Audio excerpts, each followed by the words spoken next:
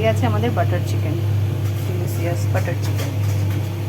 Chicken করবো, butter চিকেনে আদা রসুনের পেস্ট দিয়েছি আর দিয়ে দেব কাশ্মীরি লঙ্কার গুঁড়ো, 1 চামচ নুন, 1 চামচ টক দই দিয়ে ভালো করে মেখে নেব।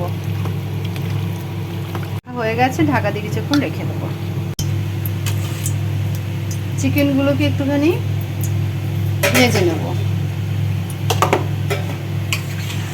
তেল গরম হয়ে গেছে, ম্যারিনেট করা চিকেন দিয়ে দেবো।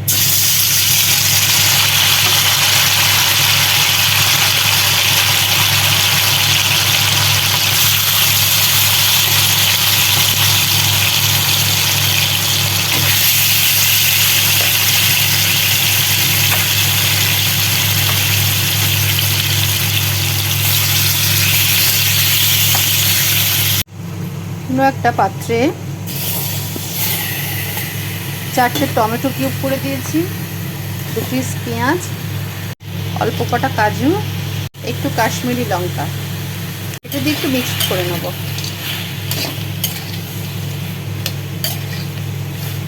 দেখো বন্ধুরা, মশলা বেশি অপচয় না করাই ভালো। আমি যে বাটিতে ম্যারিনেট করেছিলাম সেখানে অনেক মশলা লেগেছিল, সেখানেই জল দিয়ে টমেটো আর পেঁয়াজ সেদ্ধ করতে হবে। আমি এটা দিয়ে দেবো। সেদ্ধ হয়ে গেছে, এবার বন্ধ করে দেবো। এবার ঠান্ডা করে এটাকে মিক্সিতে পেস্ট করে নেবো। আমাদের ভাজা ভাজা হচ্ছে।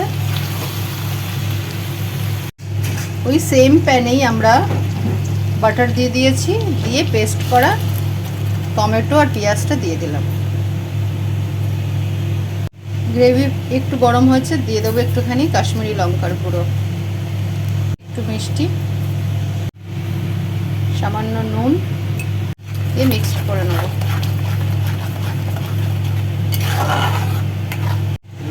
এবার চিকেনগুলো এর মধ্যে ঢেলে দেবো,